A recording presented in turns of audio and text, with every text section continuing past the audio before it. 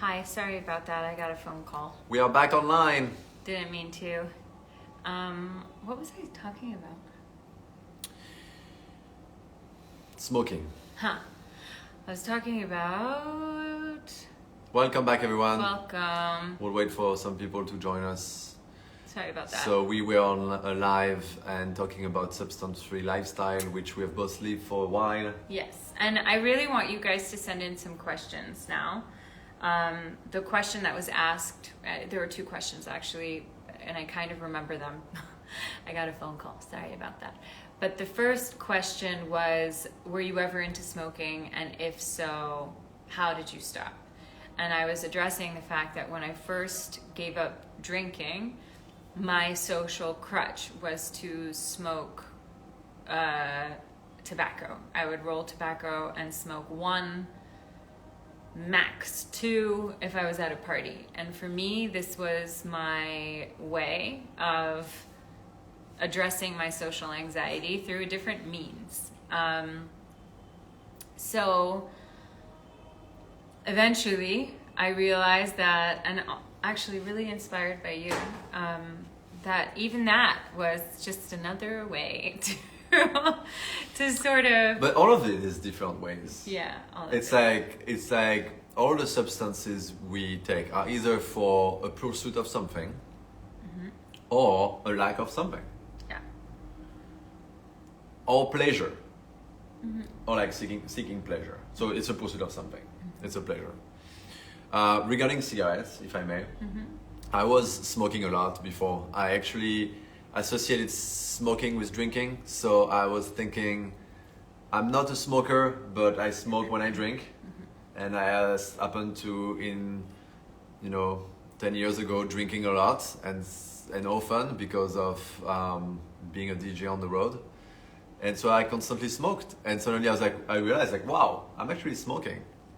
So the way I stopped is I've switched to one of the earliest vape at the time, and got disgusted with it, and just told myself that I really don't need it. I think it's a switch that needs to happen in the brain, right? It's like I was telling it earlier, and there was a live. It's like I don't think this is serving me, and for that, it requires kind of a clear mind.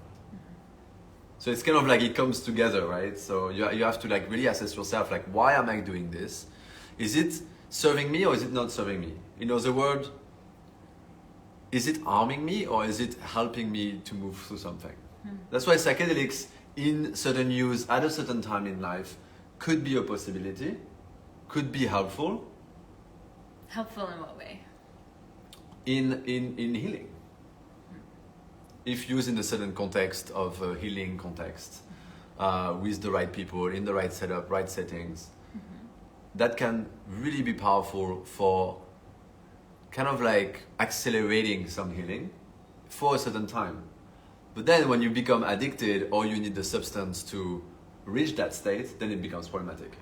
Because then it becomes an addiction, and then it just... Which the truth is, if you are able to reach the state without the substance, you would never take the substance in the first place, though, in your level of development. Yes. This is where it's kind of tricky, in my opinion, though I've taken substances, psychedelic substances. Both of us have had experiences with ayahuasca, experiences with psilocybin, and only once I had an experience with a very small dose of LSD, and I will say that just that much was a lot. a lot for me. And there are many other things now that spiritualists are using as a vehicle for self-transformation. Different indigenous cultures have used them as well. But again, I have a feeling, and I am no expert, but I have a feeling that we have constitutions and we have natures that we're born with. And say in my family system addiction exists, then I'm more prone to addiction, just from a genetic perspective, from an evolutionary perspective. Someone said third gate, spirit animal. So that being said, what I'm noticing, and it was interesting, yeah, I love that. what was really interesting is we went and saw Deepak Chopra speak in LA, actually about the current climate around the usage of psychedelics for spiritual development. And at the end, he took questions, and Vic was like, "You're gonna ask a question, aren't you? You're gonna ask a question." Monica has always the best questions. And so I raised my hand and I asked a very sincere question based on what I've experienced in the West, which is, as people grow to have more money and more access, and we're seeing it in India as well, and there's a rise of mental health issues, people are naturally seeking ways to heal themselves, and it's very popular now to sit in ceremonies, drink a psychedelic, take ketamine or magic mushrooms and pray. And I will also say, from a personal perspective, that I've gotten multiple phone calls from multiple people who have had psychotic breaks as a result of, because of their constitution, because they're so vulnerable, because they have intense trauma that they're not far from, that's very present in their being. When you open yourself up with these, they're very strong psychedelics, and then that too I see an unconscious, but it's a sweet intention, I think. The love for pranayam, for certain breathwork techniques like kundalini, using mantras when you're really high on a psychedelic, or you've done ketamine, you've done some of these things. Yeah, these technologies were not made to be mixed with chemical drug-induced states. What ends up happening, and what I'm seeing happening in those who are more vulnerable, is they think that people feel like they've woken up and they can't come back. Their embodied neutral state, like Vic said earlier, it's their center, it doesn't exist anymore. And so I really, with all my heart, want to share that if, say, I know 100 people, and of those 100 people who experiment with psychedelics as well as various healing modalities, if of those 100 I know 4 who have had psychotic breaks, that's a big number. That's big enough already. So I really caution people in that space. And the question that I asked Deepak Chopra was, do you feel like people are trading going to the bars and the clubs to now paying a couple $100 and sitting in ceremony with their friends on a weekend, peyote or ayahuasca or whatever? Because the tendency is going to ceremony after ceremony after ceremony. And I don't have an answer for that. I think that there are different, I have some very dear friends who, have gone to Peru and studied this work, studied shamanism, have worked with maestros, and really believe in these paths. And I love them and respect them and admire them. And I've seen people have major psychotic breaks, so I'm scared. Yeah, I think it also depends on first of all, it depends on the level of commitment of people. Because if you're committed to one practice, and that is your practice, it's not just a trend that you're following, as somebody saying, this is just a trend. If you're going for it with a clear intention and it becomes your path, then that's wonderful. Then choose it, but choose it fully. But don't mix it with all the other stuff. That's why it becomes tricky, and that's why people get lost. It's like, I'm going to do a bit of that, and a bit of that, and a bit of that, and a bit of that. And I think I said that already, but I'm repeating it a little bit. It's like, it's so important to understand. It's like, choose one thing and do it fully. Don't do it halfway through. And so when we're talking about, spirituality and substances and meditations or other different type of yoga and all of this, like whatever it is for you, choose it and go fully for it. Don't try to do a little bit of deep there, deep there, deep there. You're going to burn yourself if you do that. And I can speak for it because I burned myself. I in the West specifically, we raised with not strong religions and traditions. And so we kind of go around looking like, where is the place that I can get help? Where's the place where I can get some healing? Where's the place that's going to welcome me and that feels good and I'm going to be able to transcend through things? And so when you don't have a strong culture, you go around the world and try and find like, oh, their culture, or this culture, or that culture. And then you start picking in a little bit on all of them, you know, because why? First of all, it creates experience, it's cool, and you go through like this amazing like realizations. But then it's all in the surface level. Like how can you actually heal if you just dip a little bit on each? And also one thing to be realized that I understood myself a bit later in the process, but it's like, if we call these substances medicine, just like when you have a headache and you take an Advil, a medicine, if it heals you, you don't need to go back and do it again. Like if it actually works, you shouldn't go back and do it again. So the idea is the distinction between the substances and the path that one follows. I think that's very important to have this distinction. I saw a question about alcohol earlier. We talked about this on the other live. Monica stopped drinking alcohol like 7-8 years ago. I stopped 3 years ago, and we feel great. And one of the things about alcohol I want to show is like, people have this vision, I don't drink, I'm not going to have fun, I'm not going to go to parties, and all that. Like, we have the best fun. We have so much fun. We rock the dance floor, and some of you have come to some of the shows where we DJ, and I think we do pretty well. Yeah. and we have tons of. I think, well, you do pretty well. I can tell for you, like, you rock it. She was in Bangalore last night. Yeah, 2 nights ago. 2 nights ago. Well, time flies. I mean, you've played 8 hours sober. Yeah. I can play all night, being sober, and did the last one basically alive at the end of at sunrise, and so it doesn't affect that at all. It's a switch that somebody in their mind needs to change. Like, fun and alcohol have been so intertwined. I want to have fun, I need to have alcohol. I want to have fun, I need to have cigarette or something. I need to have something. Whatever it is, I need to have something. And this idea of dependence to something to have fun shows something very deep and profound. And it's not true. Like, you really don't need anything. You absolutely not need anything. And you will actually show at the club or at the friend's party or whatever. You're going to show at the best possible self. And people are actually going to wonder, like, oh, wow, you're amazing tonight. What's happening? Well, I'm just myself.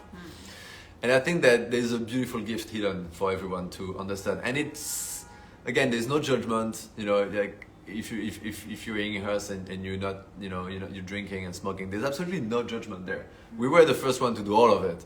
I think it's important to understand that everybody on their own stage at their own time will go through that transformation, hopefully.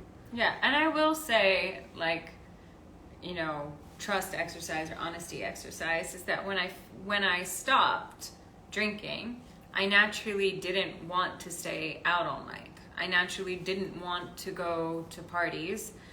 I mean, when he DJs and when I DJ, like, we love music, so we get into flow state because that's where we flow. But if I'm not DJing, you probably won't catch me at the party all night long, and I'm okay with that.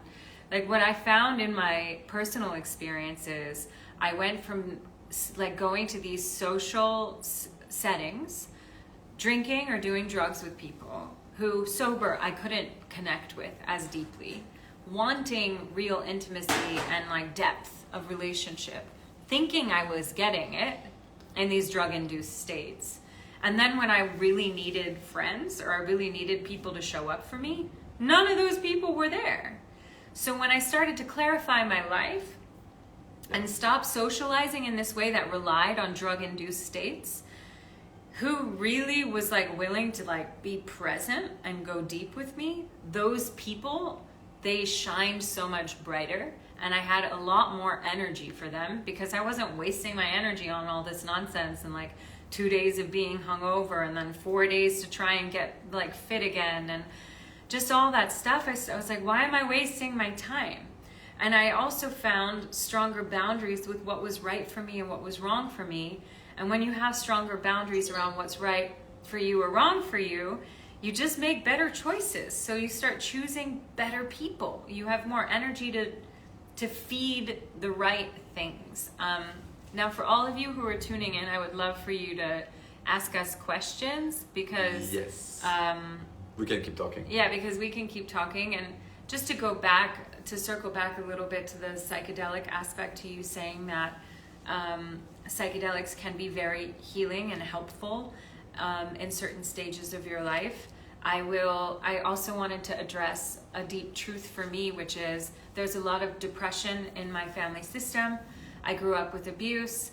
My understanding of like, oh, I'm depressed took me a really long time. When I was young, an auntie of mine, I grew up without my mom, but an auntie of mine recognized that I would disassociate, like blank face, like I would just disappear from my consciousness, which is a fight or flight state that someone who suffers from abuse does sometimes. And so she put me on something called St. John's wort because I had no health insurance. So I took an herbal medicine to address my depression. Then the thing is that depression's one of those like things that hum in your system. What about ayahuasca? Do you consider it a drug or Ayurvedic ancient way of healing? Let's remember that question. Yeah. So once you're depressed, once it's in that chemical imbalance hits you at some point in your life, it's kind of always there. And I didn't realize, but I realized it over time, that alcohol made me depressed, more depressed afterwards. Alcohol is a depressant, and it would just make it a lot harder for me to regulate, like for me to return to that center that you were talking about. Let's stay the center. Yeah, it really weakened my relationship with my center, put it that way. The question that was interesting about ayahuasca, do you consider it a substance or an ancient way of healing? I think it's both. I think it depends the use you make of it. I think if that's your path and you definitely, want to walk this path, then it becomes an ancient way of healing.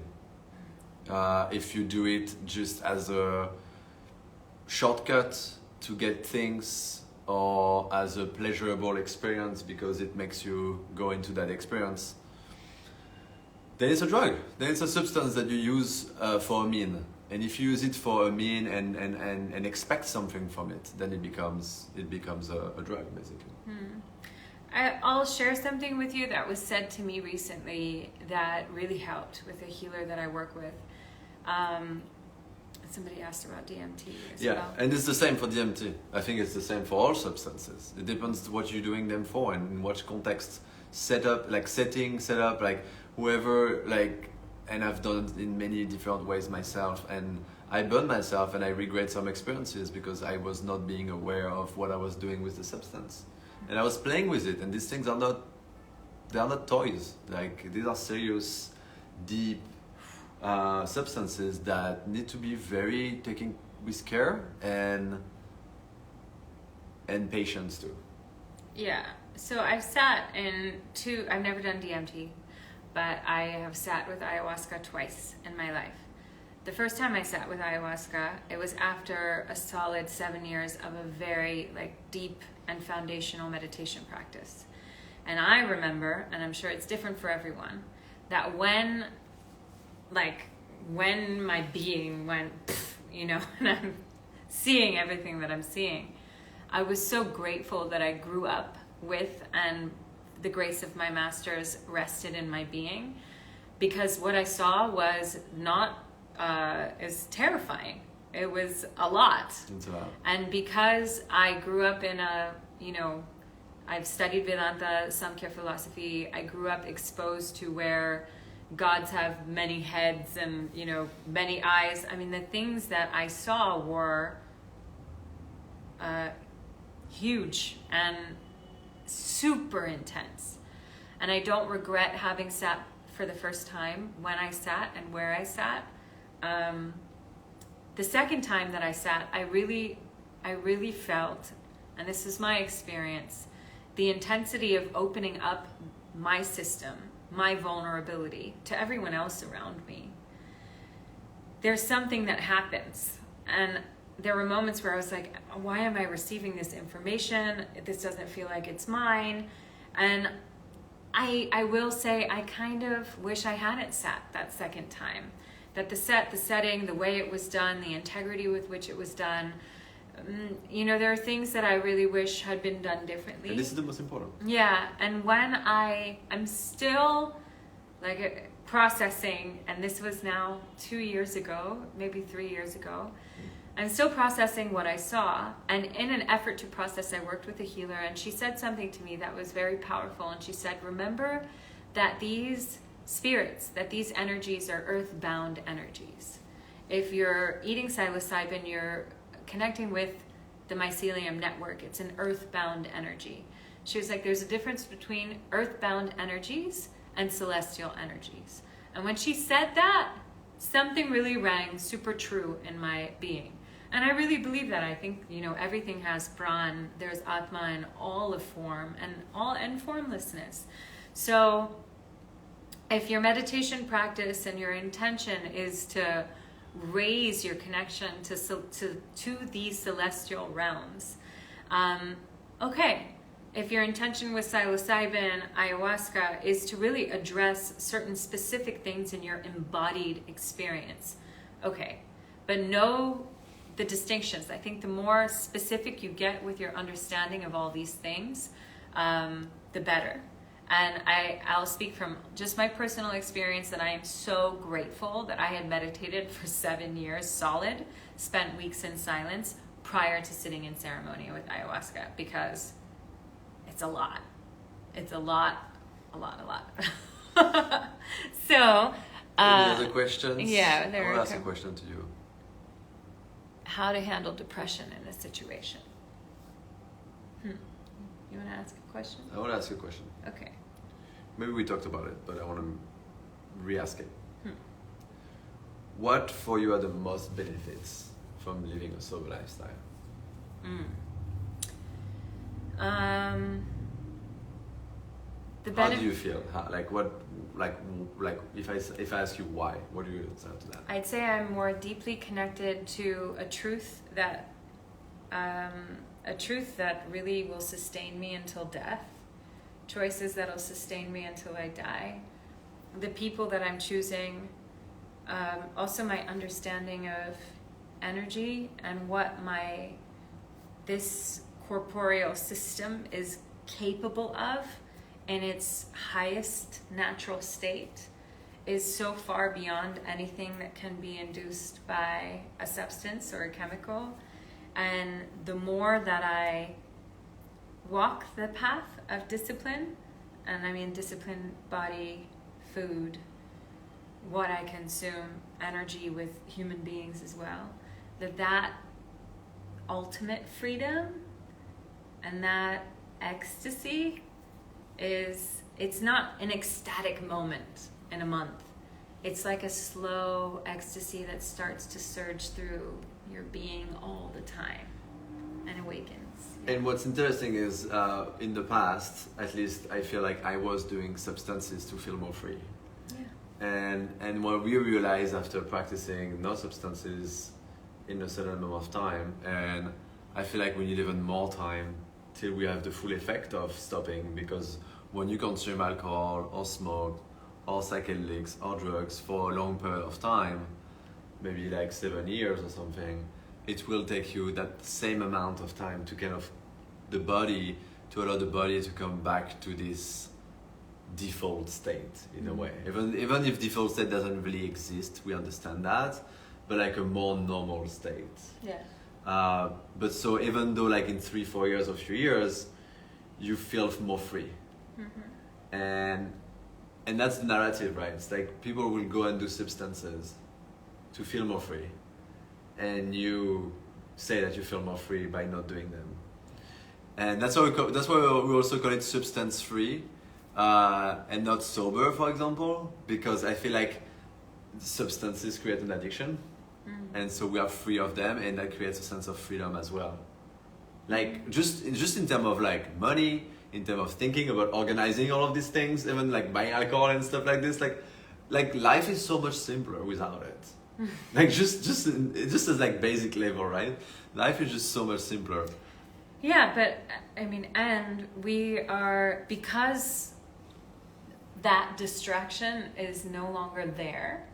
We are, with more intensity and focus, seeking how to experience an expanded state without those things. So we did Vipassana for the new year. Yeah.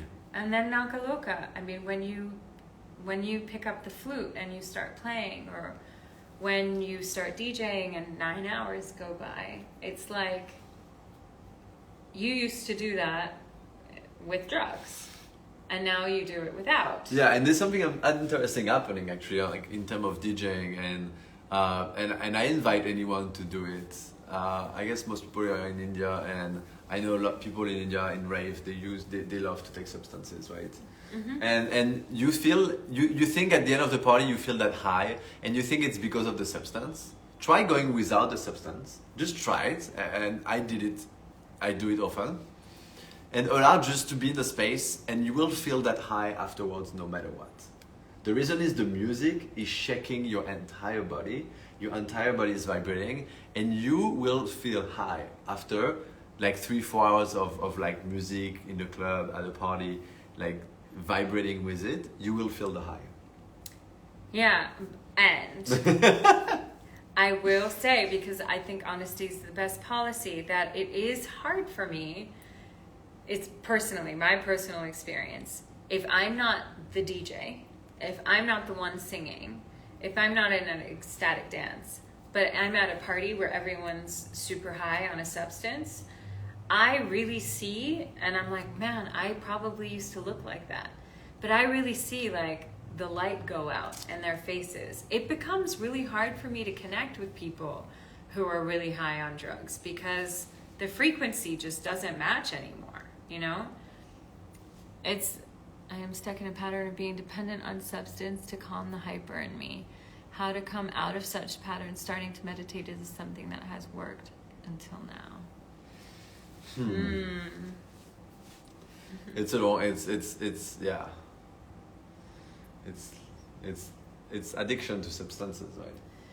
Yeah, unfortunately, this is what I talked about earlier. I think we both addressed it, which is if you have a history of addiction in your family, if your constitution is more prone to depression or more prone to addiction to a substance, it is much harder. It's a chemical reaction in your body. It's like metabolism. You know, some people are born with slower metabolisms, some people with higher. So anyway, I was talking to a friend, and I was telling him like the first thing to do is just stop. Yeah. Let's stop stimulating ourselves so much and so often. Or like let's just reduce slowly and gradually. That's what I did. I stopped one kind of alcohol, and then stop another one, and one, like slowly, gradually. Hey Nerm. And the only way to like see what's on the other side is to just stop. Let's just stop it for a moment. So, and I wonder if this is the same for you as it was for me, but I stopped after I spent 2.5 weeks in silence. There's something about being in silence And meditation. And if you can, for the girl who asked this question, bless you, and like we're so here with you, and I really, you know, write to us privately, and you know, maybe we can point you in some directions of tools and, you know, websites or books you can read, things that can be helpful to you. But I will say that for me, with my constitution, lack of addiction in my bloodline, I was always really like, I just get drunk at festivals. I just do drugs at festivals. Otherwise, I'm like super healthy, so it's fine. But once I spent those 2.5 weeks in silence, I initiated in a Kriya. I was meditating on the sun. I was meditating on the moon. I was doing asana for 3 hours a day, pranayama for 2 hours a day.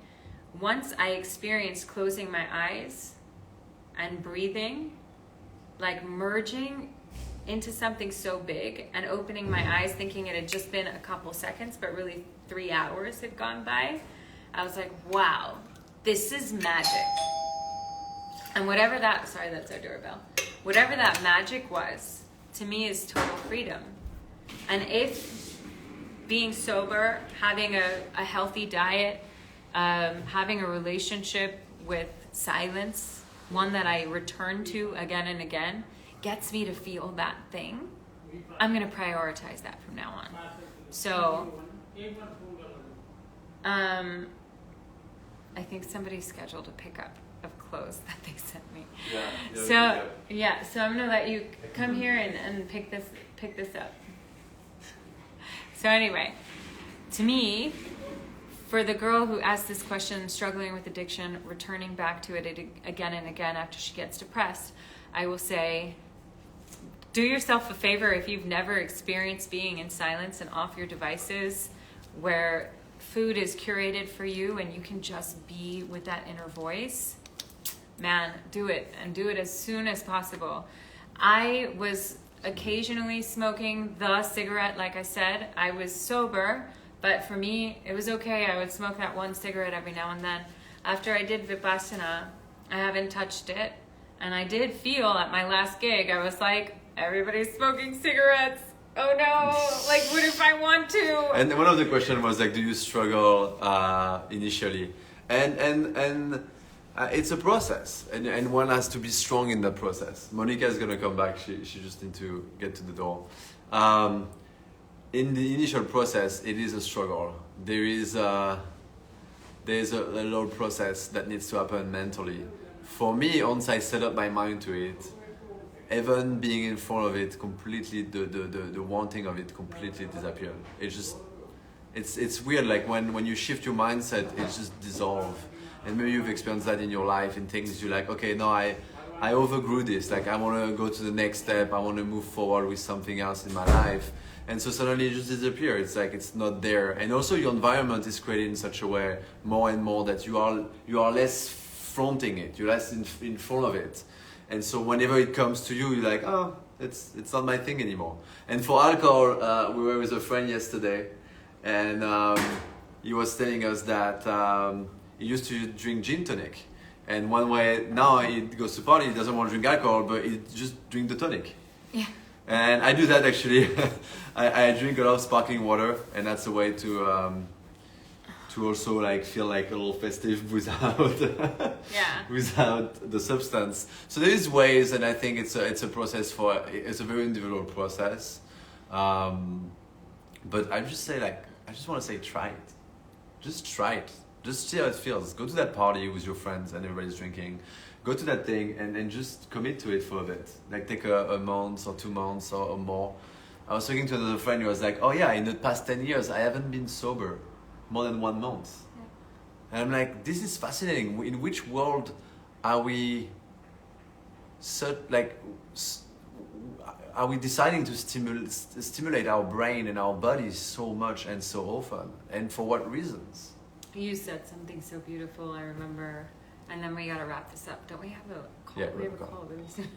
Anyway, you said something so beautiful, and I want to remind you of it, where you said, I thought about my community and all of the like epic memories I had with my community, and it made me so sad that most of those moments were when we were on drugs. Yeah, it's unfortunate when you try to recall the best time with your friends and all they are recalling the best time together, and you hear that most of them is with substances. Yeah. Because they see like peak experiences or moments where it was the funniest and stuff, and I felt a sense of sadness. But to those who are trying to live a substance-free lifestyle and are afraid to lose their friends and community. It is definitely a process, and it's difficult. Now, my personal journey has been, first of all, accepting those who want to do what they want to do, trying to inspire them in different ways, and make sure I relate with them in different time, in different spaces. Yeah. So be like, I love you guys, I really love you.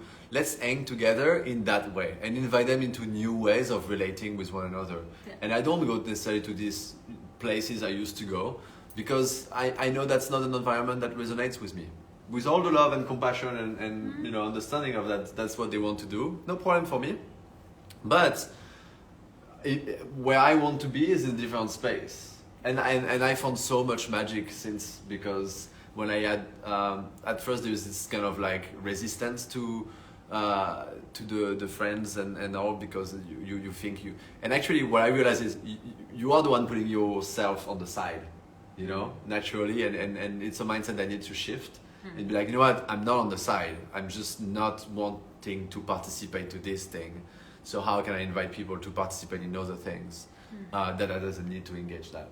It's a shift in the mind too. It's hard to explain, but I love that. That's a great invitation. And that's for what we're doing everybody. now. Yeah. And that's what we're doing, and that's why like Monica and I, when we met, it felt so natural to create like this project like Nakaloka and different offerings and invite our friends. You know, when we have our teacher who comes to town, we invite friends to like sit with our teacher. These are all new ways that we're inviting people in our communities to come and relate with us. And participate with us in these new ways. Yeah. And so you're invited to participate in these new ways. Invited. Thank you so much for tuning in. We're going to talk about this more as time goes on. Yeah, we can do the live about this, because there's so much we said and also repeated. Yeah. And for those of you who have tuned in and maybe you are struggling in one way or another. Yeah, go ahead. That's it. Maybe one last question if somebody has one last question. We have a moment. We have like 5 minutes. We have 5 minutes. If anyone has a question, please feel free to ask. Continue. Yeah, I was just saying, if you've tuned into this and you've noticed a heightened kind of relationship of drug-induced situations amongst your communities, and you don't feel necessarily resonant with it, we are here for you to whatever capacity, whatever limited capacity our knowledge is, and we're happy to share whatever we know, the things that have helped us, or point you in directions of people who can maybe help you more deeply.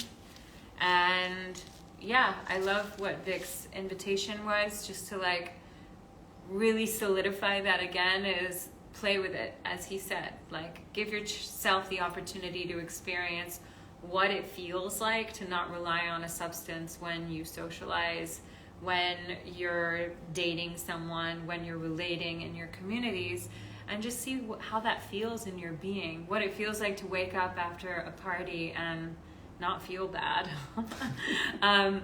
That was one of my favorite things to experience when I first stopped drinking, and I was like, oh wow, it doesn't take me like a day and a half to feel full again energetically. I'm good, you know?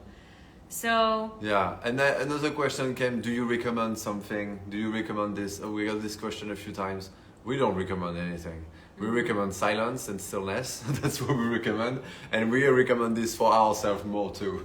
yeah, I need it. But and everybody do their own experience. You know, just be mindful, just be careful, take your time, don't rush into things. So there's so much out there. Don't apply capitalism to your healing process. Don't try to seek out more and more and more and more. Seek simple, start slow, and really take care of one another out there. Yeah. There's so much happening, so much energy. Do what feels right, you know, and take your time. If something is offered to you, you don't have to say yes in the moment. Just like think through it. Yeah. Blessings. Bless everyone. Lots of love.